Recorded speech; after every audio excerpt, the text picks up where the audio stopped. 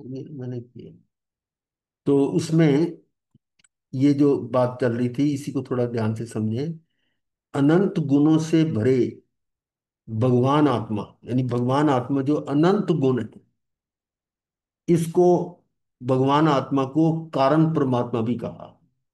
ये तो अब अच्छी तरह समझ गए होंगे। ये दो तरह के परमात्मा है, कारण परमात्मा और कार्य परमात्मा। कारण परमात्मा तो ये है भगवान आत्मा, और जो परमात्मा हो गए वो कार्य परमात्मा, जो सिद्ध परमात्मा है। सिद्ध जो वो कार्य परमात्मा है, और ये भगवान आत्मा, ये कारण परमात्मा है। ठीक है। भगवान आत्मा की यानी कारण परमात्मा के आश्रय से, यानी इस भगवान आत्मा के आश्रय से प्रकट हुए। अब इसके आश्रय से क्या प्रकट होगा? ये, क्योंकि सुबह वाली क्लास भी और ये दोनों का विषय लगभग सेम चल रहा है, क्योंकि वो इस समय साथ ही चल रहा है। तो अंतर नहीं है, इसका रेपिटिशन है। एक तरह के सर ये हमारा ट्यूशन है। तो उसके आश्रय से, भगवान आत्मा के आश्रय से क्या प्रकट होता है? शुद्ध दर्शन ज्ञान चरित्र। क्योंकि भगवान आत्मा को जान लेना, ये तो हो गया ज्ञान, और उस पर उसकी पहचान करना, श्रद्धान करना शुद्ध दर्शन हो गया, और उसी में लीन होना ये चरित्र। तो मतलब भगवान आत्मा के आश्रय हो, या कह लो कि ये दर्शन ज्ञान चरित्र का नाम अलग अलग है लेकिन है एक ही। इसको हम कहते हैं दर्शन ज्ञान चरित्र को। बहुत इंपॉर्टेंट लाइन है ये। दर्शन ज्ञान चरित्र को मोक्ष मार्ग कहा है। तो मोक्ष मार्ग है या आत्मा के, आत्मा को उसी में जोड़ना। अब दो मार्ग बता दिए। एक मोक्ष मार्ग है, एक आत्मा में आत्मा का आश्रय लेना। दोनों का अर्थ एक ही है, दृष्टि अलग है। अगर हम व्यवहार की दृष्टि से देखें तो ये मोक्ष मार्ग यानी ज्ञान दर्शन चरित्र है। और निश्चय में तो ज्ञान दर्शन चरित्र भी नहीं, बल्कि आत्मा ही है। आत्मा के अंदर ही आत्मा का आश्रय। आत्मा का आश्रय का मतलब है कि आत्मा में ही लीन हो जाना। तो दर्शन ज्ञान चरित्र अंतरात्मा में तो इसी को बोलते हैं। अरे भाई, जब आत्मा में लीन हो गए, इसी के अंदर, तो आत्मा में जब लीन हो गए तो दर्शन ज्ञान चरित्र हुआ कि नहीं होगा? वो तो स्वतः होगा। हाँ। जब आत्मा में लीन हो गए तो चरित्र भी हो गया, हाँ, ज्ञान भी हो गया, दर्शन भी हो गया। तो बात तो वही है।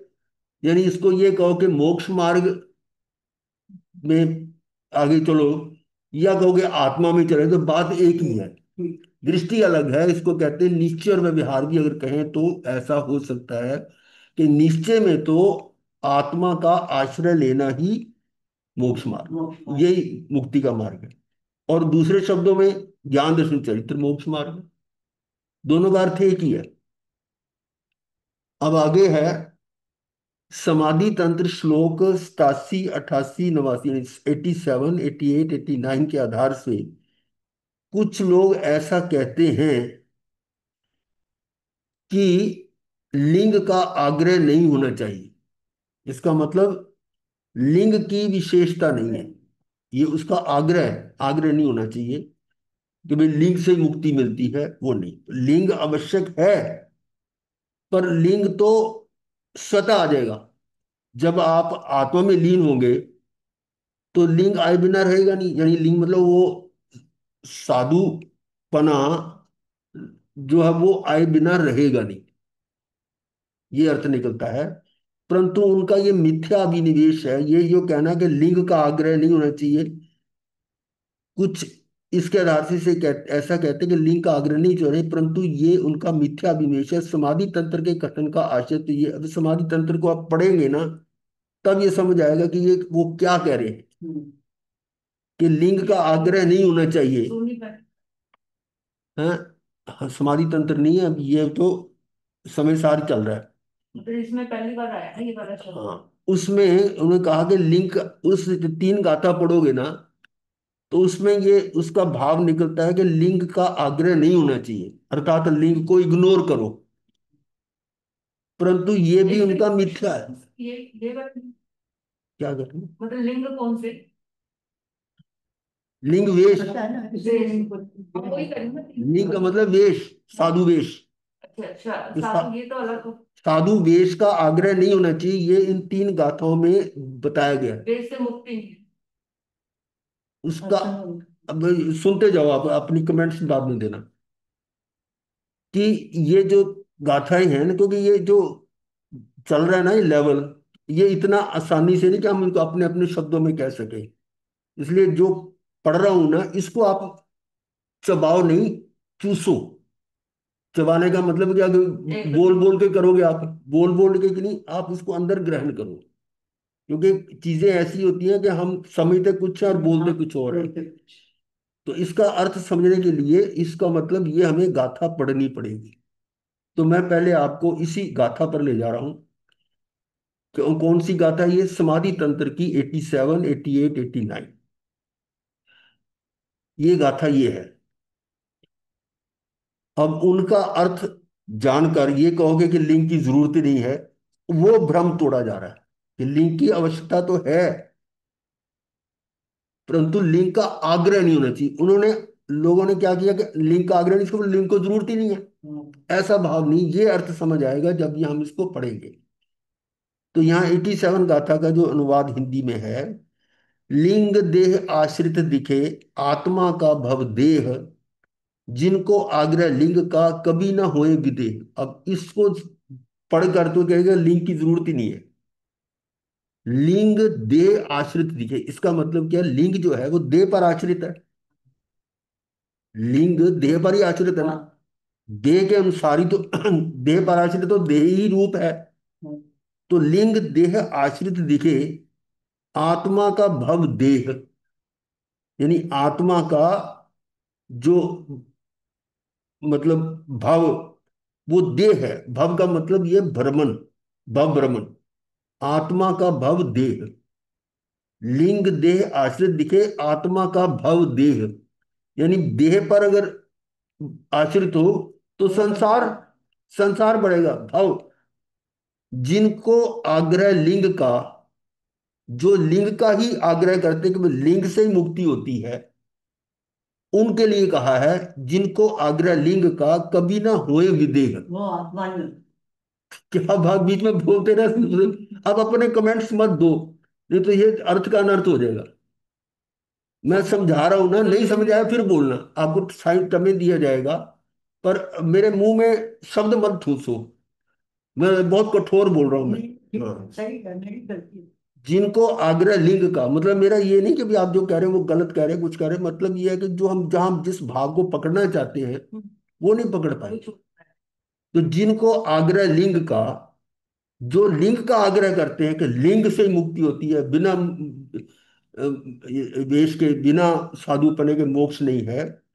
तो लिंग, जिनको लिंग का आग्रह है, जो जिनको लिंग पर ही आश्रित है, लिंग तो जरूरी है ही, उनके लिए कभी ना होए विदे, वो कभी मुक्त नहीं हो सकते। बड़ी जबरदस्त बात करी है। इस लाइन को पढ़कर तो ये कहेंगे कि अगर हम लिंग पर आश्रित हैं तो मुक्ति नहीं हो सकती। अगर लिंग पर, लिंग मतलब वेश, भी मैंने संयम ले लिया, ये लिंग है, तो उस पर अगर हम आग्रह करते हैं, उन पर आश्रित होते हैं, तो मुक्ति नहीं है। तो इसका अर्थ ये समझ ले कि लिंग की जरूरत ही नहीं है। ये भाव यहां प्रकट किया जा रहा है। अब इसका हम भाव कर लेंगे और क्लियर होगा। जो जीव, मतलब बहुत आराम से एक एक शब्द को चूसो। जो जीव केवल लिंग, केवल, मैं एक शब्द को ध्यान से सुनो, जो जीव केवल लिंग अर्थात बाह्य वेश को ही, केवल शब्द आया यहां पर, केवल लिंग अर्थात बाह्य वेश को ही मोक्ष का कारण मानता है कि भी संयम ले लिया तो मोक्ष हो गया, उनके लिए है ये। जो जीव केवल लिंग अर्थात बाह्य वेश को ही मोक्ष का कारण मानता है, वे देह आत्म दृष्टि। देह आत्म दृष्टि का मतलब क्या है? देह में आत्मापना, कि मैं देह हूं, देह के साथ अपनापन, उसको कहते हैं देह आत्म दृष्टि। जो जीव केवल लिंग अर्थात बाह्य वेश को ही मोक्ष का कारण मानता है, मैं इसलिए एक एक शब्द को बार बार पढ़ के सुना रहा हूं ताकि मिसअंडरस्टैंडिंग ना हो। जो जीव केवल लिंग अर्थात बाह्य वेश को ही मोक्ष का कारण मानता है, वे देह आत्म दृष्टि है। यानी उनकी दृष्टि कहाँ है? देह पर आत्मापना का। आत्मा में यानी देह में अपनापन, अर्थात वह देह को ही आत्मा मानता है। और क्लियर होगी बात? देह को ही आत्मा मानता है, उसको कहते हैं देह आत्म दृष्टि, कि देह ही आत्मा है। और देह आत्मा तो देह के पर आश्रित लिंग है। जो बाह्य वेश देह पर आश्रित है ना, तो उसको भी वो यही कहेगा। वह देह को ही आत्मा मानता है, इसलिए वह मुक्ति प्राप्त नहीं करता। तो देह को आत्मा माना है, उसलिए मुक्ति कैसे हो सकती है? और लिंग जो है वो शरीर के आश्रित है। तो सरल बात है, पर थोड़ा रुक रुक के पढ़े। अपना रिएक्शन एकदम मत दे। वो होता है कि अंदर से होता है कि मैं बोलूं नहीं, उससे फिर अर्थ गलत हो जाता है। इसलिए वह मुक्ति प्राप्त नहीं कर। लिंग शरीर के आश्रित है। लिंग जो है वेश है, वो शरीर के आश्रित है। और शरीर के साथ के संबंध से ही आत्मा का संसार है। शरीर के साथ अगर संबंध स्थापित करते तो संसार है, और शरीर के अभाव में संसार नहीं होता। शरीर का अभाव हो जाए, शरीर से हम हट जाएं, तो संसार नहीं है। इसलिए जो लिंग का आग्रही है, जो लिंग पर ही अपना ध्यान आकर्षित करता है, अर्थात जो लिंग को ही मुक्ति का कारण समझता है, जो लिंग को ही मुक्ति का कारण समझता है, वह संसार का ही आग्रही है। वह कभी भी संसार से नहीं छूट सकता। वो आया था शब्द बीच में, केवल। वो केवल बाह्य वेश को ही मुक्ति का कारण मानता है, उनके लिए कहा कि वो संसार नहीं छूटेगा उनका। अब इसी को और शब्दों में क्लियर कर रहे हैं। ये सारा हम समय सार से जोड़ेंगे।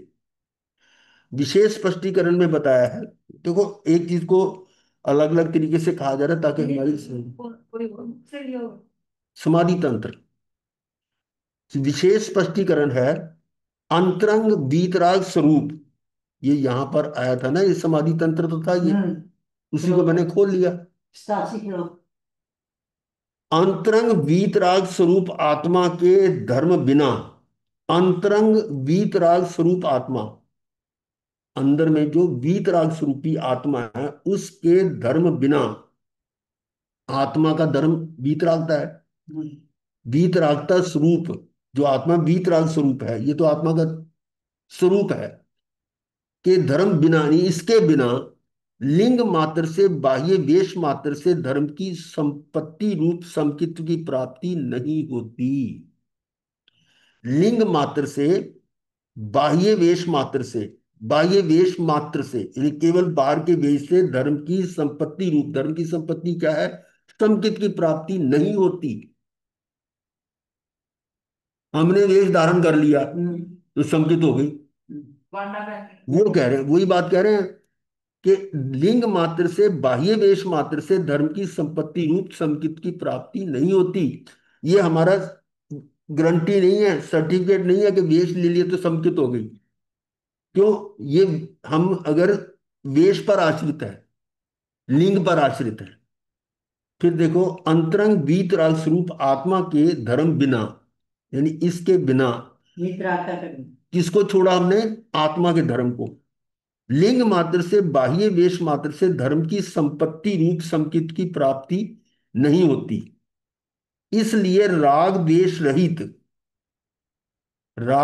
रहित आत्मा का शुद्ध ज्ञान। आत्मा का शुद्ध ज्ञान क्या है? दर्शन रूप स्वभाव।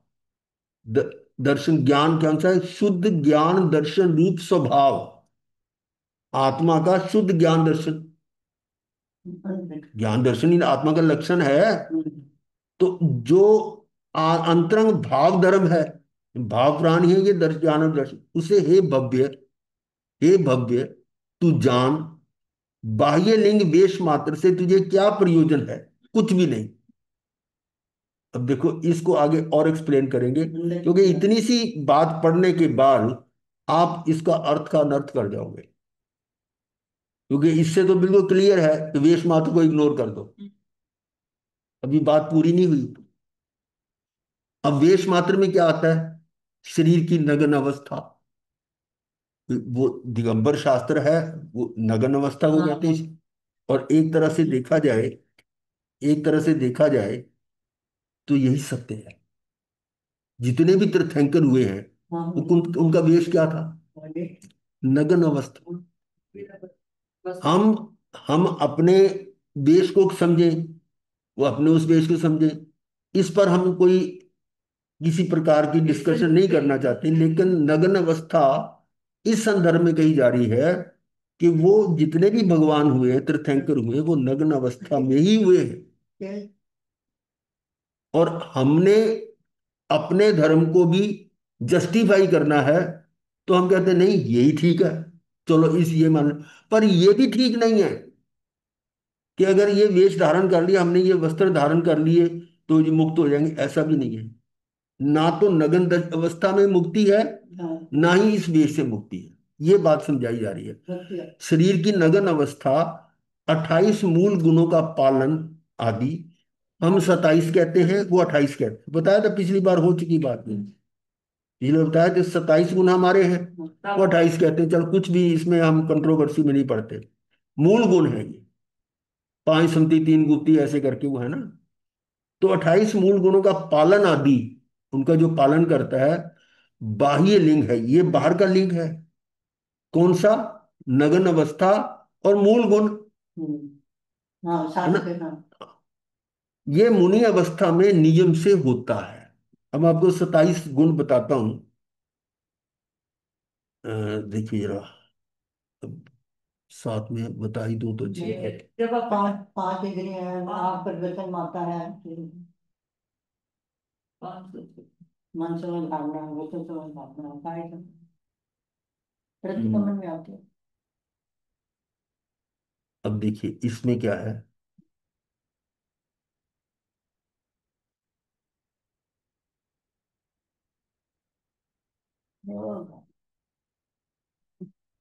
ये देखो,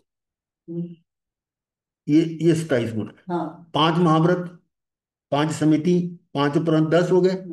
चार कषाय 14, भाव सच्चे, करण सच्चे, योग सच्चे, तीन ये हो गए। पांच पांच 10 4 14, 15, 16 और 17। 18 हो गए क्षमावंत, 19 वैराग्यवंत, 20 ज्ञान संपन्न, दर्शन संपन्न, 21 और 22 फिर चरित्र संपन्न, 23 ना। यहाँ एक लाइन छोड़ गए शायद। देखो, पांच पांच 10 4 14, 15, 16, 17, 18, 19, ये 20, 21 और 22। 22 यहां तक हो गए चरित्र संपन्न तक। पांच ये है। 23 मन समाधारणता, 24 वचन समाधारणता, 25 काया समाधारणता, 26 वेदनीय समाधारणता और 27 मरणांतिक वेदनी समाधान। ऐसे 27 गुणों के धारक, ये हम अपने 27 गुण ऐसे मानते हैं, पर वहां उनके हिसाब से हम चल रहे हैं, तो वो 28 गुण। नगन अवस्था 28 मूल गुण, ये बाह्य लिंग है। चाहे वो 27 है या 28 है, ये बाहर की बात है। ये मुनि अवस्था में नियम से होता है। और मुनि अवस्था, जो जब ये भावलिंग आता है, यानी वो अपनी आत्मा के आश्रय में जाता है, तो ये अवस्था ऑटोमेटिक हो जाती है।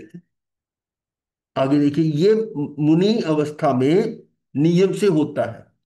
और इससे विरुद्ध दशा हो तो,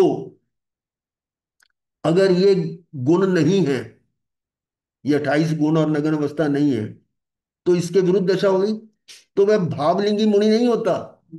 भावलिंगी, अब समझो पहले, भावलिंगी होगा तो ये बातें होंगी ही होंगी नियम से। भावों से अगर वो भावलिंगी हो गए, भावलिंगी का मतलब भावों से मुनि हो गया, तो वो ये द्रव्य गुण आएंगे उसमें, ये बाह्य लिंग ऑटोमेटिक आएंगे। ये कहते हैं ये मुनि अवस्था में नियम से होता है, उसके जो भावलिंगी है। अगर ये दशा नहीं आती तो समझो वो भावलिंगी नहीं है। इससे विरुद्ध दशा हो तो वह भावलिंगी मुनि नहीं है। अब यहां पर लिंग की इंपॉर्टेंस बताइए। कि लिंग तो स्वतः होता है। जब आत्मा के आश्रित गए तो भावलिंग ही हो गए। तो तब ये जो है ना, ये गुण ऑटोमेटिक आ जाएंगे, ऑटोमेटिक आएंगे, ये अवस्था आएगी। परंतु इस बाह्य लिंग से अथवा 28 मूल गुणों के पालन से मोक्ष होता है, यदि ऐसी श्रद्धा करे तो वह मिथ्या दृष्टि है। अगर ये समझ लें कि भाई ये तो जरूरी नियम से है ही, परंतु यदि इसी को नियम से जो आया उसी को मान लिया कि इसी से मोक्ष होता है, इसी पे यदि श्रद्धा। ऐसी श्रद्धा करे तो वह मिथ्या दृष्टि है।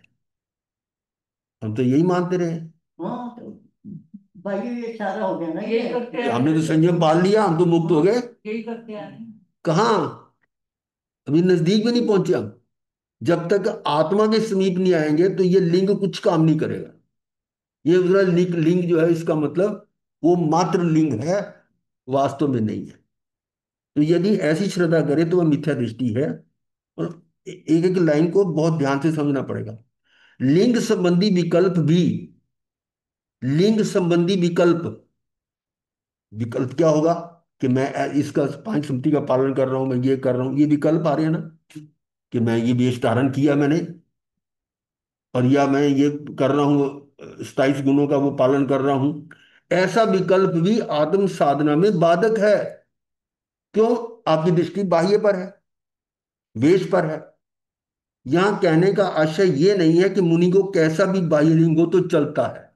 अब यहां पर कुछ और एक्स्ट्रा बात कर रहे हैं कि बाह्य वेश कुछ भी हो ऐसा चलता है। पर श्री कुंद आचार्य ने जो 3 प्रकार के लिंग कहे हैं, अब 3 प्रकार के वेश कहे उन्होंने। कौन से? वो उस गुण स्थान में नियम से होते अवश्य, जब उस गुण स्थान में होगा तो वो नियम से होगा। जैसे चौथे गुण स्थान पर है तो वो गृहस्थलिंग हो गया, गृहलिंग आया था पहले, हम पढ़ चुके गृहलिंग चौथे गुण स्थान पर। और छठे सातवें गुण स्थान पर क्या होगा? वो ये लिंग आ जाएगा, मुनि, हाँ वाह। मुनि।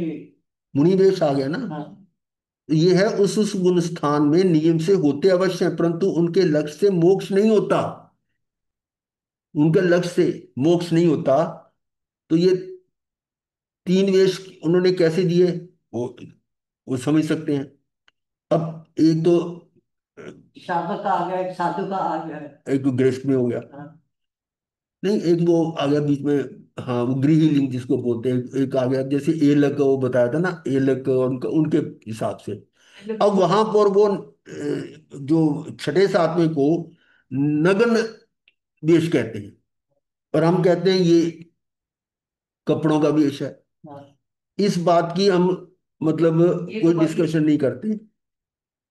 जैसे वो उनका नग्न वेश मुक्ति का कारण नहीं है, ऐसे ये वेश मुक्ति का कारण नहीं है। इसको मानो या उसको मानो, छोड़ना दोनों को पड़ेगा। दोनों से ध्यान हटाए बिना, चाहे वो नग्न वेश है चाहे ये श्वेतांबर वेश है, इन दोनों से दृष्टि हटाए बिना मोक्ष नहीं है। बात ये समझनी है, ना कि ये कंट्रोवर्सी में पड़ जाए कि नहीं नग्न ही वो मुनि वेश होता है, ये मुनि वेश नहीं होता। इस बात की हम चर्चा नहीं करते। तो वे उस गुण स्थान में नियम से होते अवश्य हैं, परंतु उनके लक्ष्य से मोक्ष नहीं होता, अपितु उनके लक्ष्य से राग होता है। ये देखो मैं कितना अच्छा संयम पाल रहा हूं, मैं कितनी समति गुप्ती कर रहा हूं, ये राग है। और इसलिए उस ओर का झुकाव और विकल्प छोड़कर आत्मा में लीन होने के लिए श्लोक आया है। ये जो श्लोक आया हुआ है कि इस वेश का आग्रह मत करो, नहीं तो ये आपका भव नहीं छूटेगा। आगे है, वर्णों में ब्राह्मण गुरु हैं।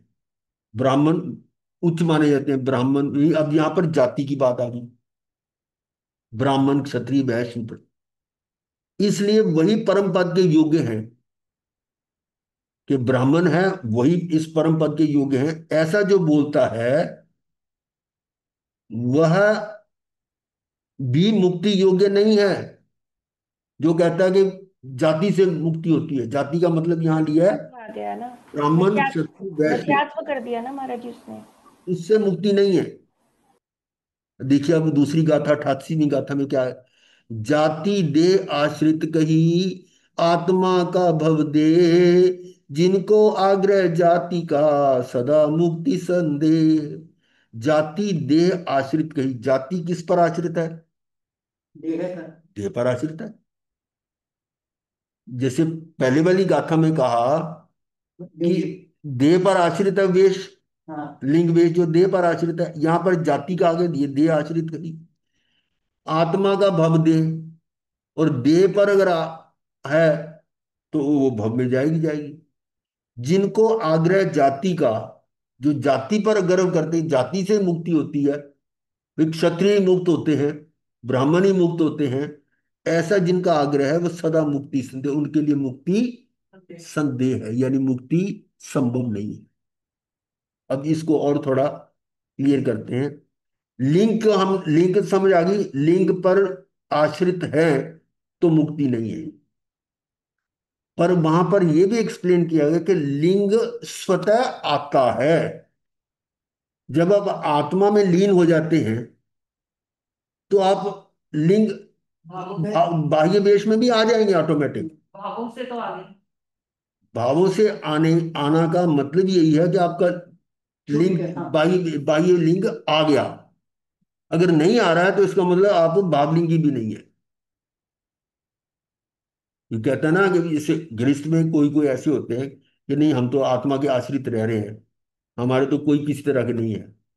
अगर वो पूरी तरह से आत्मा पर आश्रित हो तो घर में रह नहीं सकते, तो उनका ऑटोमेटिक लिंग आ जाएगा ना, यानी कि वो बाह्य देश आ जाएगा। ये बात है।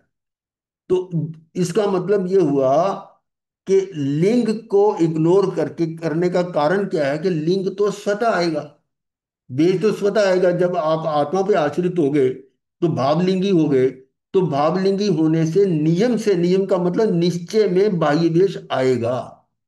और बाह्य देश की व्याख्या कर दी क्या? मुनिवेश, नग्न दिगंबर दशा, और वो बाकी सारी चीज आ गई।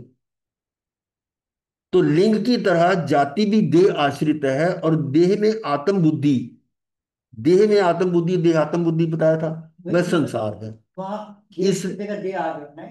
हाँ वही देह आत्म बुद्धि इकट्ठा था, ये देह में आत्म बुद्धि एक ही बात है, वह संसार है।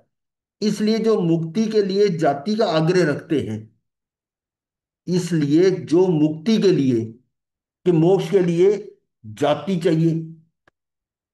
बहुत हाँ। सारी ऐसी बातें आती हैं कि जाति। भाई मान लो ये ब्राह्मण है या क्षत्रिय है, उसके बिना मोक्ष नहीं है। अर्थात जाति को ही मुक्ति का मूल मानते हैं, जाति को ही मुक्ति का मूल मानते हैं। वे भी संसार से नहीं छूटते, क्योंकि वे संसार के आग्रही हैं। वो संसार का ही आग्रह कर रहे हैं, देह का आग्रह करने का वो संसार का आग्रह कर रहे हैं। तो जाति भी मुनि अवस्था में जिस प्रकार की आगम में कही है उस अनुसार नियम से होती है। जो जाति तो होती है, जाति तो कोई ना कोई जाति हाँ, होगी। कोई नहीं। उससे विरुद्ध जाति भावलिंगी मुनि को नहीं होती। कि जो जाति बनेगी वो एक आया हुआ ना कि मुनि कर्म से, ब्राह्मण कर्म से ही, क्षत्रिय कर्म से ही, वैश्य कर्म से ही शूद्र होता है। तो जब वो भावलिंगी अवस्था आती है तो जाति भी अपने आप उच्च होती हो, वो जाति उच्च हो हाँ, जाती है। उससे जो नहीं रहता ना। तो उस अनुसार नियम से होती है, वो जाति तो होती है। उससे विरुद्ध जाति, यानी अगर मान लो नीच जाति मान लिया कि शूद्र है, तो इसका मतलब भावलिंगी मुनि नहीं है। यानी यहां पर इसका मतलब जो हमारी व्यवहारिक जाति है वो नहीं है, ये वही है। भगवान ने कहा ना कि ब्राह्मण जन्म से ब्राह्मण नहीं होता, हाँ। जन्म से क्षत्रिय नहीं होता, कर्म से होता है। तो मतलब उसकी अवस्था से होता है। तो वो अवस्था ऑटोमेटिक आ जाती है। जो भावलिंगी मुनि है उसकी वो जाति की अवस्था भी स्वतः आ जाती है, और वो जाति उच्च अपने आप ही होगी। उस जाति से या उस ओर के झुकाव से कि अब ये मैं बड़ी उच्च जाति में हो गया, अथवा विकल्प से मोक्ष नहीं होता। कि मैं प्रथम तीर्थंकर का पोता, प्रथम चक्रवर्ती का पुत्र, ये उच्च जाति होगी ना, तो वो मोक्ष हो जाएगा? नहीं होगा। अपितु राग उत्पन्न होता है, इसलिए वो खुश होकर उछला। हाँ। इसलिए उस ओर का झुकाव छोड़कर आत्म सन्मुख होकर उस ओर जाति का की ओर से ध्यान हटाकर, जैसे पहली गाथा में लिंग से देश से ध्यान हटाकर आत्मा सम्मुख होने के लिए कहा है, उसी प्रकार यहां कहा है, इसलिए उस ओर का झुकाव छोड़कर आत्म सन्मुख होकर उसमें लीन होने से मोक्ष होता है। क्लियर होगी बात? पहली गाथा में आया देश का। कि देश को, देश की तरफ का झुकाव छोड़कर, ये देश का की तरफ दृष्टि हटाकर आत्मा में दृष्टि करने से ही मोक्ष होता है। इस तरह से जाति की ओर से भी दृष्टि हटाकर आत्म सन्मुख होना, आत्मा का आश्रय में जाना, उसी में लीन होने से मोक्ष होता है, ऐसा इस श्लोक का समझना चाहिए। एक अच्छा। तब तो ब्राह्मण आदि जाति विशिष्ट निर्वाण आदि की दीक्षा से दीक्षित होकर मुक्ति प्राप्त कर सकते हैं, कि ऊंची जाति में जो पैदा हो गया वो मुक्त मुक्त हो सकेगा, ऐसा बोलने वाले के प्रति कहते। अब तीसरा आगे और आ गया, तीसरी गाथा आ गई। जाति लिंग से मोक्ष पद आगम आग्रहवान, नहीं पावे वे आत्म का परम सुपद निर्वाण। जाति लिंग, अब दोनों गाथाओं को 87 और 88 को क्लब कर दिया। 87 में लिंग कहा था, 88 में जाति कहा था, अब दोनों को इकट्ठा कर दिया इस गाथा में। जाति लिंग से मोक्ष पद आगम आग्रहवान, नहीं पावे वे आत्म का परम सुपद निर्वाण। जिनको ये है कि जाति लिंग से मोक्ष होती है, ऐसा जो आग्रह करते हैं, नहीं पावे वे आत्म का परम सुपद निर्वाण, वो आत्मा का जो परम पद है निर्वाण को प्राप्त नहीं करते। ये गाथा नंबर 89। भाव समझे जरा। जाति और लिंग, अब ये सारा उनका निचोड़ निकाला जा रहा है, दो गाथाओं का, तीनों गाथाओं का आ गया। जाति और लिंग दोनों देह आश्रित हैं। ठीक है। ये आपको समझ आ रहा है, पर ठीक है। जाति और नहीं समझ आता तब मैं दोबारा पढ़ूंगा उसको, अदरवाइज समझूंगा समझ आ रहा है। जाति और लिंग दोनों देह आश्रित हैं। ये बात क्लियर है कि जाति भी देह पर आश्रित है और लिंग भी देह पर आश्रित है। उनकी ओर के विकल्प से राग होता है, कि मैं इस जाति का, मैं इस वेश का, अपने अपने वेश से, कि भाई नहीं नहीं, ये आता धारणा ये आती है संप्रदाय में कि दिगंबर वेश के बिना मुक्ति नहीं है, ये भी राग हो गया। हम कहे नहीं, श्वेतांबर वेश के बिना मुक्ति नहीं है, मुंह पट्टी लगाए बिना मुक्ति नहीं है, तो ये भी विकल्प आ गया, जबकि दोनों ही गलत है। दोनों। दोनों से दृष्टि हटानी है। हाँ। अब यहां पर हम इस कंट्रोवर्सी में पढ़ रहे हैं कि दिगंबर वेश ही सही है या श्वेतांबर वेश सही है, इस बात की चर्चा नहीं है। ये तो दोनों से दृष्टि हटानी है, कि जाति और लिंग दोनों देह आश्रित है और उनके और के विकल्प से राग होता है, और राग संसार है। इसलिए जो ऐसा मानते हैं कि आगम में जाति और लिंग से मोक्ष होता है, ऐसा मानने वाले इसका अर्थ का अनर्थ करते। समय सार में तो बहुत क्लियर है, लेकिन आमतौर पर गिनी गिनी मान्यताओं में देखते हैं, वो कहते हैं ये जो श्वेतांबर, इनको मुक्ति मिल ही नहीं सकती, नहीं। क्योंकि ये दिगंबर वाले। इस वेश को नहीं मानते। पर वो अपने इस वेश को भी नकार रहे हैं, हम्म। कि नगन दिगंबर वेश भी मुक्ति का कारण नहीं है। अब इस बात को कोई समझता नहीं, इस बात को तो किसी ने पढ़ा नहीं होगा, या इतनी गहराई में कोई गया नहीं, और बस ये रट लगा देते हैं, ये तो इनको वंदना वंदना करने की जरूरत नहीं करते वो। अब दिगंबर जो है ना, वो जो जितनी इतनी समझ होती है, वो हमारे जो श्वेतांबर साधु संतों को वंदना नहीं करते, हाथ भी नहीं जोड़ते। क्यों? मुनि नहीं मानते वो तो मुनि नगन दिगंबर को मानते। और ये पड़ा हो उनका कि ये नगन दिगंबर वेश में मुक्ति का कारण नहीं है, कितना क्लियर लिखा जा रहा है, कि इसलिए जो मानते हैं कि आगम में जाति और लिंग से मोक्ष होता है, ऐसा प्रतिपादन किया, वे हठाग्राही हैं। हठ, वो तो उनका हठ है। और आगम के स्वरूप से अत्यंत अज्ञात, आगम के स्वरूप से अत्यंत अज्ञात है, उनको आगम का ज्ञान ही नहीं है। सब तरह के लोग हैं, हाँ। सिर्फ अपने अपने धर्म में पैदा हुए हैं, इसलिए कहते हैं हाँ बस इसी से मुक्ति है, इसी से मुक्ति है, हाँ। पर उसके अंदर के जो स्वरूप को समझा ही नहीं उन्होंने, अज्ञानी है, आगम के स्वरूप से अत्यंत अज्ञात हैं। वीतरागी आगम तो क्या कहता है, वीतरागी आगम तो कहता है कि वीतरागता से ही मोक्ष की प्राप्ति होती है। अब ये बात जो है ये हमारे आगमों में भरी पड़ी है। वितरण। वीतरागता से ही मुक्ति प्राप्त होती है, रत्न त्रय से मुक्ति प्राप्त होती है। और वो वीतरागता कैसे प्राप्त होगी? आत्मा के आश्रय से। आत्मा के आश्रय से। वो भगवान आत्मा यानी कारण परमात्मा के आश्रय के बिना मुक्ति नहीं है। अब जो आत्मा के आश्रय में चला गया उनकी जाति भी अपने आप उत्तम होगी, लिंग भी उत्तम हो गया।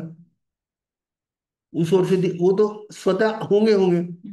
तो वीतरागता से ही मोक्ष की प्राप्ति होती है। और वीतरागता होने पर बाह्य, अब देखो ये पॉइंट, वीतरागता होने पर, जब वीतरागता होगी तो बाह्य लिंग आती होते अवश्य है।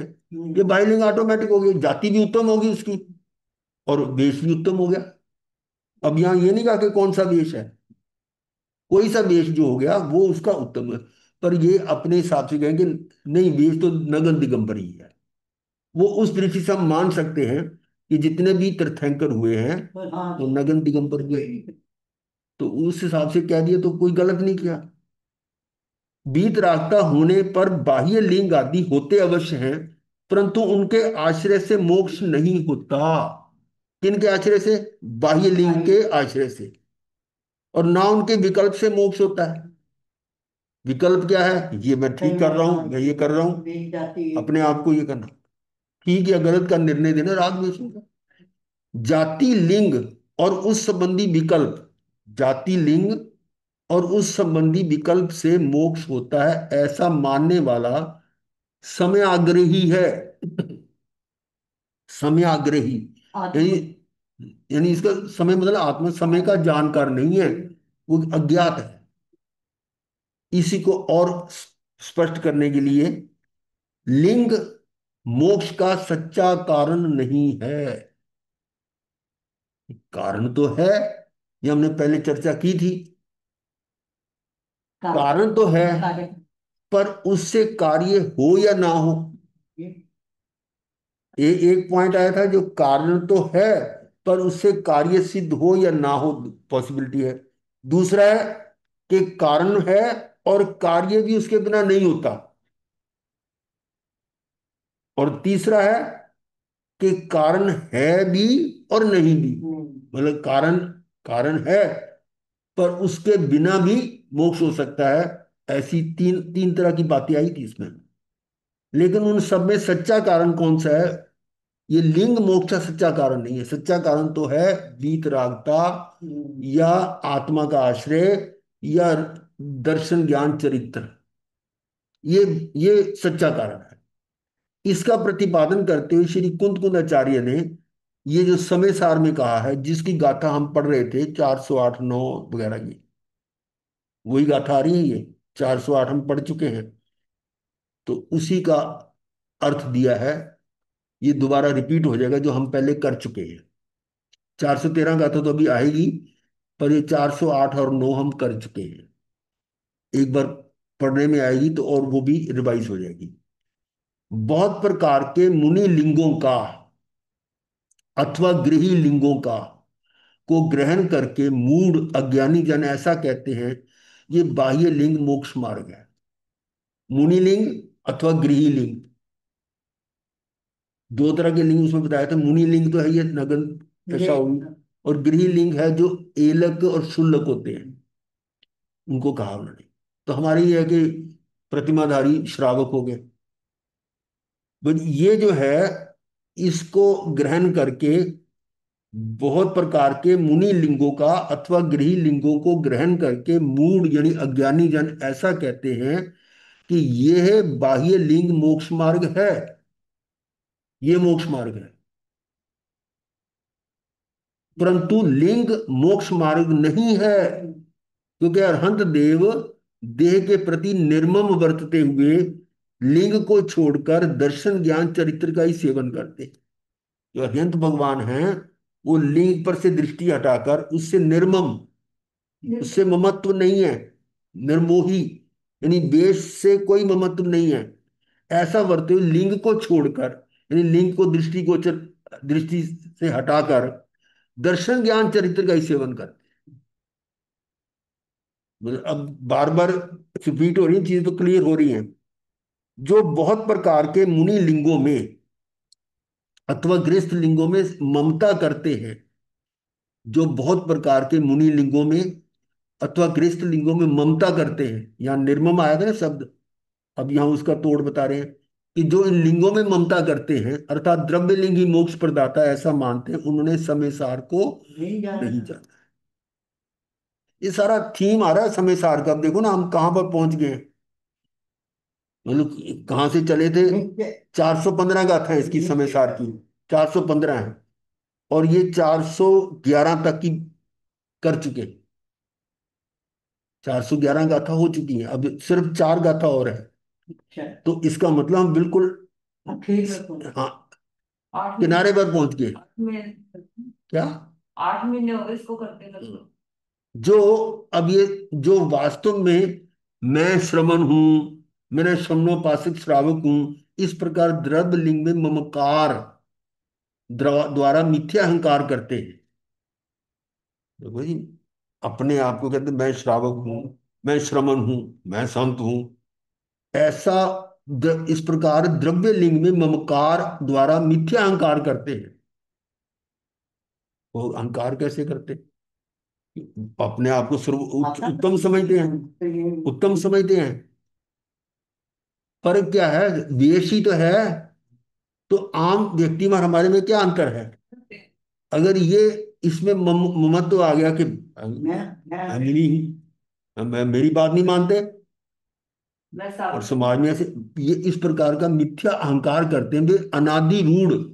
अनादि रूढ़ का मतलब अनादि काल से चले आए व्यवहार में मूढ़ मोही बरतते हुए, यानी व्यवहार में, ये व्यवहार की बात ही सारी, जो बाहर की बात हो रही व्यवहार के नीचे में तो आत्मा आपकी बात है। तो इन व्यवहार में यानी कि जो वेश में ही मूढ़ बरतते हुए, प्रौढ़ विवेक वाले निश्चय नए पर अनारूढ़ बरतते हुए, और जो विवेक वाला, प्रौढ़ का मतलब जो मतलब परिपक्व हो चुका है, ऐसे निश्चय नए पर अनारूढ़ बरतते हुए, उस पर तो चढ़े नहीं, जो असली है सीढ़ी। स्थान वहां तक तो पहुंचे नहीं, मतलब अपने वीतरागता में, और इधर इस पर बरतते हुए अहंकार कर रहे हैं। तो ऐसा प्रौढ़ विवेक वाले निश्चय नए पर अनारूढ़ बरतते हुए परमार्थ सत्य, जो परमार्थ सत्यार्थ है, ऐसे भगवान समयसार को देखते अनुभवते नहीं है। वो भगवान समयसार मतलब भगवान आत्मा को नहीं जानते, वो अनुभव नहीं कर सकते, क्योंकि दृष्टि उनकी बाहर ही है। अपने आप को उत्तम मान रहे हैं। हाँ, फिर बाकी ये जाति से। बाकी पब्लिक तो नीचे बैठी दरी पे और हम फट्टे पे बैठ गए। तो क्या है ये, अगर इसमें थोड़ा सा भी मान आ गया, ममत्व आ गया, तो वो आत्मा में रमन नहीं कर सकते। उनके लिए भगवान समयसार को अनुभवते नहीं है, ऐसा आया है। उस पद की प्राप्ति के लिए जाति और विशिष्ट शरीर में निर्ममत्व की सिद्धि के लिए उस पद, कौन सा पद? वो परम पद, हाँ, मोक्ष। उसकी प्राप्ति के लिए जाति आदि विशिष्ट, जाति जाति लिंग दोनों चीज आ गई। शरीर में निर्ममत्व की सिद्धि के लिए, अब शरीर से निर्ममत्व कैसे करना है? उसके लिए भोगों से व्यावृत होकर, भोगों से परे हटकर, प्रांगमुख से दूर हटकर भी पुनः मोह व शरीर में ही अनुबंध अनुराग करता है, उसके लिए आगे की गाथाएं आ रही हैं। ये मतलब हमने उन गाथाओं का लिया जो यहाँ रेफरेंस दिया था। ये 3 गाथाएं अब समझ आ गई। मतलब हमने ये इस पॉइंट को और क्लियर किया है समाधि तंत्र से। और समाधि तंत्र जो है ना, ये भी मतलब क्या है समाधि तंत्र? है, समाधि तंत्र आगम है क्या है? आगम नहीं है पर बहुत मतलब माना हुआ, पर क्या पूज्य पाद जी का लिखा हुआ है, बहुत पुराना शास्त्र है, और ये पढ़ने लायक है। और मैं तो सोचता हूँ ये आपका समय साल जितना किया हुआ है ना, उसका रिवीजन एक तरह से हो जाएगा अगर हम इसके बाद समाधि तंत्र को ले लें तो। नहीं पढ़ा तो आपके पास सामने आ रहा है, नहीं, वैसे मैं इसकी चिंता मत करो, ये सामने लिखा आ रहा है बस। वो हमने इंतजाम कर लिया ना, ठीक है। अब इसी को मैं समराइज कर रहा हूं। समाधि तंत्र श्लोक 87, 88, 89, ये तीनों हमने गाथाएं पढ़ ली। इनके आधार से कुछ लोग ऐसा कहते हैं, तीन को पढ़ने के बाद, कि लिंग का आग्रह नहीं होना चाहिए। ये तो कला कह रही है लिंग का आग्रह नहीं होना चाहिए। पर लिंग का आग्रह नहीं होना चाहिए मतलब ये नहीं है कि वो लिंग को छोड़ मतलब आपको लिंग हुए बिना ही मोक्ष हो जाएगा, ऐसा भी नहीं है। लिंग का आग्रह नहीं होना चाहिए, लिंग तो स्वतः आएगा। परंतु उनका ये मिथ्या विनिवेश, यानी ये मिथ्या कहना है। समाधि तंत्र के कथन का आशय तो ये है कि देह की नग्न दशा और व्रत के विकल्प देह आश्रित है। देह की जो नग्न दशा है वो भी देह पर आश्रित है। देह से ही पता लगेगा नग्न है या नहीं है। और व्रत के विकल्प भी देह पर आश्रित है। इस कारण इनसे मोक्ष होता है, ये मोक्ष के कारण है, ऐसा आग्रह छोड़ देना चाहिए कि इन नग्न दशा या व्रत के विकल्प यानी से मोक्ष होता है, या ये यानी ये मोक्ष के कारण है, ऐसा आग्रह छोड़ देना चाहिए। अब तो बात क्लियर होगी ना, रिपीट हो रही है भाई। मुनि दशा में बाह्य लिंग तो नगन ही होता है। अब ये देखो नगन ही होता है, किंतु ये शरीर की नगन दशा मुक्ति का मार्ग नहीं है। अब यहां पर कहोगे कि नगन ही होता है, ऐसा क्यों लिखा है? वो मैंने क्लियर कर दिया है कि नगन दशा उस दृष्टि से कि तीर्थंकरों के हिसाब से दिया, मतलब बाह्य लिंग तो नगन ही होता है, परंतु ये शरीर की नगन दशा मुक्ति का मार्ग नहीं है। ये तो हम भी समझते हैं कि वो स्थिति, वो नगन दशा अपने धारण करने के लिए हमारे में इतना सामर्थ्य नहीं है, समर्थन। मुश्किल है। तो इसलिए हम कहते हैं कि नहीं ये ठीक है, अपने आप को जस्टिफाई करते हैं कि ये बेस सही है, अपने को सांत्वना दे देती है। वो उस हिसाब से वो ठीक है। परंतु यार हमें इसका वो नहीं है। मुनि दशा में बाह्य लिंग तो नगन नहीं होता, किंतु ये शरीर की नगन दशा, ये पॉइंट है। ये शरीर की नगन दशा कह लो या शरीर का हमारा श्वेतांबर वेश कह लो, ये मुक्ति का मार्ग नहीं है। अतः इस दुर्विनिवेश को छोड़ने की बात, ये जो मिथ्या विनिवेश है इसको छोड़ने की बात कही गई। वस्त्र सहित मुनिपना मानने की बात तो तीन काल में भी संभव ही नहीं है। अब ये पॉइंट है। अब इससे हमारे आगम बहुत क्लियर है। सबसे पहला आगम हमारा आचार्य सूत्र है, और उसमें बिल्कुल क्लियर आया हुआ है कि वो नगन दशा में हो जाता है। तो इसको भी नकार नहीं सकते हम। आचार्य सूत्र में आया हुआ है कि वो तीन वस्त्रधारी है, फिर वो दो वस्त्रधारी है, फिर एक वस्त्रधारी है, वो एक भी छोड़ देता है तो नगन दशा में जाता है। और परिहार विशुद्धि चरित्र में भी आया होगा कि वो नगन दशा में यानी कि अचेलक स्थिति में आकर अपनी साधना करते हैं। तो ये बात को हम गलत साबित कर ही नहीं सकते। वस्त्र सहित मुनि प्रणाम मानने की बात तो तीन काल में संभव ही नहीं है। जिसे भी मोक्ष होगा नगन दशा में ही होगा। दिगंबर, दिगंबर तो है ना परम। वो बात नहीं, हम इस उस दृष्टि से नहीं देखो, हम तो इसकी सच्चाई में देखो हम्म। उससे नहीं। कि नगन दशा जो है वो हमारे आगमों में भी है। हम कैसे कह दें कि नहीं है? वो उसके समझे। बिना हमारा परिचय छूटेगा नहीं। तो जिसे भी मोक्ष होगा नगन दशा में ही होगा। दिगंबर नगन दशा हुए बिना भी मोक्ष नहीं, और दिगंबर नगन दशा से भी मोक्ष नहीं है। हाँ, क्या दो बातें हैं। करना चाहिए। पर वो दशा तो आएगी ही जब आप मतलब शरीर का मोह छूटेगा। छूटेगा, जब आत्मा में आ गए तो शरीर की तरफ आपको ध्यान ही नहीं होगा, वस्त्र है या तो नहीं। नगन दशा हो गई। ऐसी बात है। मुनिराज को आवश्यक रूप से नगन दशा ही होती है। वस्त्र पात्र आदि मुनि के हो ही नहीं सकते। वस्त्र सहित लिंग तो कोई नहीं है भाई। भावलिंग सहित द्रव्य लिंग रूप नगन दशा तो यथार्थ ऐसी ही होती है। भावलिंग सहित द्रव्य लिंग रूप नगन दशा तो यथार्थ ऐसी ही होती है, किंतु ऐसी स्थिति में भी एक भावलिंग ही मोक्ष का कारण है। दो चीजें बता दी हाँ। कि भावलिंग से द्रव्यलिंग होगा, पर इन दोनों में से भावलिंग ही मोक्ष का कारण है। भावलिंग क्या है? आत्मा में स्थिर हो जाना। हाँ। आत्मा में स्थित हो जाना, ये भावलिंग हो गया।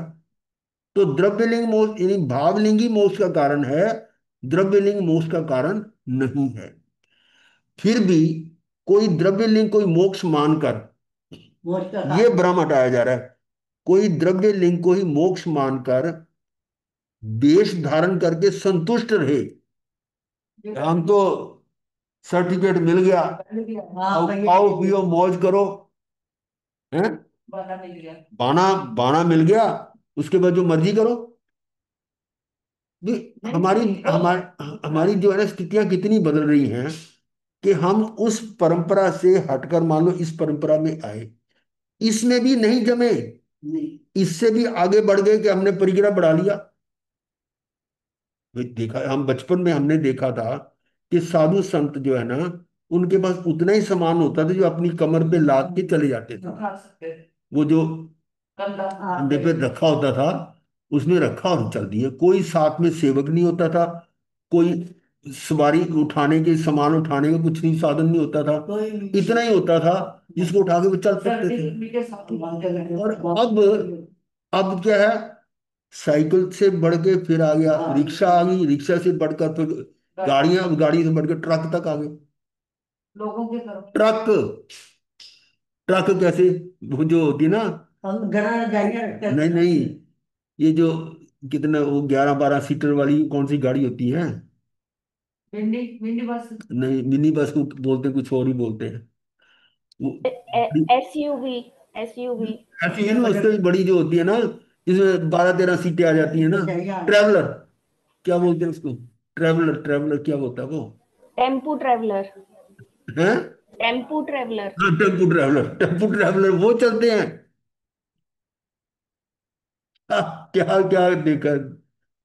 तो मतलब ये है कि वो वेश धारण कर लिया, उसको चोट लगा रहे हैं, फिर भी कोई द्रव्य नहीं कोई मोक्ष का कारण मानकर वेश धारण करके संतुष्ट रहे, और उसे द्रव्यलिंग का पक्ष छुड़ाने के लिए ये उपदेश है कि द्रव्यलिंग से ही मोक्ष नहीं है भाई, दिगंबर धर्म कोई पक्ष नहीं है, ये तो वस्तु स्वरूप है। यहां अभिप्राय ये है कि व्रतों का भी ममत्व छोड़कर, व्रत मतलब ये जो नियम वगैरह हैं, जो 28-27 गुण हैं, उनका ममत्व छोड़कर परमार्थ मोक्ष मार्ग में जुड़ने से मोक्ष होता है। मतलब इतनी जबरदस्त चीज है इसमें, आप तन्मय होकर इसको समझोगे ना, आना पड़ता है। केवल भेष मात्र से, व्रत मात्र से मोक्ष नहीं होता। केवल भेष भेष मात्र से, व्रत मात्र से मोक्ष नहीं होता। स्वरूप का श्रद्धान, स्वरूप कौन? आत्मा का स्वरूप, उसका श्रद्धान, ज्ञान और रमणता, हम्म। तीनों चीजें आ गई। स्थिरता ही एकमात्र मोक्ष मार्ग है, ये मोक्ष मार्ग है। और उसमें जुड़ने से ही मोक्ष होता है, यानी मोक्ष मार्ग पर जुड़ने के बिना मोक्ष नहीं है। हाँ, यहां तो मात्र यही सिद्ध करना है कि मात्र बाह्य वेश में मोक्ष मार्ग नहीं, सिद्ध तो यही करना था कि मात्र यही सिद्ध करना है कि बाह्य वेश, मात्र बाह्य वेश में मोक्ष मार्ग नहीं है। बाह्य वेश कुछ भी हो, ऐसा भी नहीं चलेगा वो कि तो बाह्य वेश ऐसा हो गया कि वस्त्र धारण किए और साथ में टेम्पू ड्राइवर भी चल रहे हैं। हाँ, ये मतलब है कि स्थिरता ही एकमात्र मोक्ष मार्ग है, इसमें जुड़ने से मोक्ष होता है। यहाँ तो मात्र ये सिद्ध करना है कि मात्र बाह्य वेश में मोक्ष मार्ग नहीं है। बाह्य वेश कुछ भी हो, कुछ भी हो वेश, चाहे गाड़ियां चल रही साथ में, तो और इससे आगे बढ़ जाओ तो अपने अपने मठ बन गए, तो क्या है वो, और एक स्टेप आगे, फिर अपने बैंक अकाउंट खोल गए, बोलो उसको क्या कहोगे? वो बाह्य वेश कहोगे उसको? उधर से छोड़े। बाह्य वेश से कहाँ हम चले गए? अपना अवलोकन करें, हम एक दूसरे पर छींटा छपनी करने की बजाय वास्तविकता को समझें कि वास्तविकता तो हमारी अपरिग्रही होने की है, और हम परिग्रह की तरफ बढ़ रहे हैं। इस बात को समझना, हमने ये नहीं समझना कि वो नगन ये कह रहे हैं, फलाना ये कह रहे हैं, उसका मतलब नहीं है। बाह्य में कुछ भी हो ऐसा भी नहीं चलेगा, बाह्य में नगन दशा तो अनिवार्य ही है। अब यहाँ इस पॉइंट पर मैं कह रहा हूं कि नग्न दशा होना तो अनिवार्य ही है। ये है इस युग का, और इस बात को हम भी मानते हैं। हमने काटते हैं। हवि की वाणी है, हम कैसे अपने आगमों को कैसे झूठा कह दोगे? हमारे आगमों में आया हुआ ये कि अचेलक अचेलक अवस्था। हाँ, सारे भगवान अकेले की थे। बस इतना आरोप देखकर उपचार से इसे मोक्ष साधन कहा है। इसलिए इसको मोक्ष साधन अगर कह भी देते हैं तो इस उपचार से कि इस बाह्य देश का आना आवश्यक है। चलिए यहीं पर छोड़ते हैं। हाँ।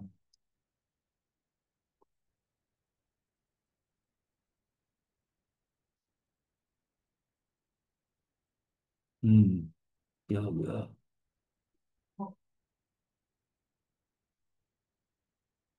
हम्म। चलिए दो चार लाइनें बोलते हैं।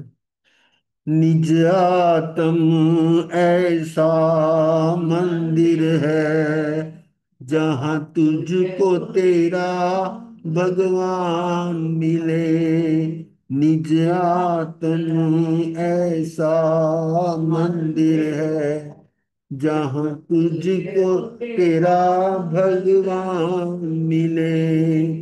उसमें ही नित्य विहार तू कर, जहां पूर्ण तुझे विश्राम मिले। निज आत्म ऐसा मंदिर है, जहां तुझको तेरा भगवान मिले।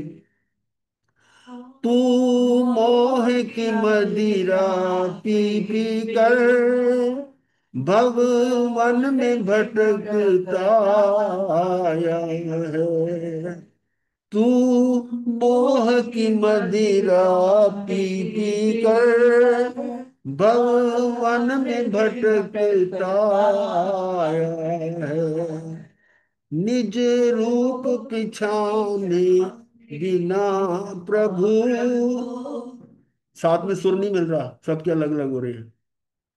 तू मोह की मदिरा पी पी कर भव वन में भटकता आया है। निज रूप पिछाने बिना प्रभु, भव भ्रमण का अंत न आया है। निज आत्म की नगरी ने ही तुझे रत्न त्रय की खान मिले। निज आत्म ऐसा मंदिर। तुझको तेरा भगवान मिले। सबकी ट्यून अलग अलग हो जाती है। नहीं तो फिर बात नहीं बनती, बोलने नहीं आता फिर। चलो ठीक। पारना भी है ना। नहीं वो मेरी चिंता मत करा करो। ठीक है चलो। आता है महाराज जी। हाँ जी। आता है जी आपको। ये तो नजर आ रहा है आपको ठीक ठाक है। हाँ जी। मथे तो बदनामी गुरु जी। सिमित खमोना करते हैं जी, सिमित महाराज खमोना जी। करते हैं जी। टाटा गुरु जी मछली आज संबंधी आज बाल आपको। समाज। महाराज जी, हाँ जी। मिच्छामी दुक्कड़ा। मिच्छामी नाटी दुक्कड़म समस्या महाराज संबंधी जी। के बाल गौरी सभी को के उनके उत्तरायण में आपके सबको विरोधी के साथ सब सभी है। महाराज जी सब को साधुओं जी से हाँ, मिच्छामी दुक्कड़म, मिच्छामी दुक्कड़म, मिच्छामी दुक्कड़म। गुरु हम्म। जी कल कल आपको वो याद किया मैं क्या हम वहां पे होते गुरु जी को टाई का पारना अपने हाथों से कराती बहुत हो गया। पर कल बड़ा चलिए। दुख लगा कि कल हम आपका पारना नहीं करा पाए। आपकी भावना है, भावना हो गया काम। लो जी गोरी माता भी आ गई। चलो, ठीक। ठीक है, आज संख्या कम है, कोई बात ठीक नहीं, है अब गुरु जी आपको ध्यान खाता के। है टाई का पारना करके ठीक है। हाँ जी, ध्यान का समय। नमस्ते गुरु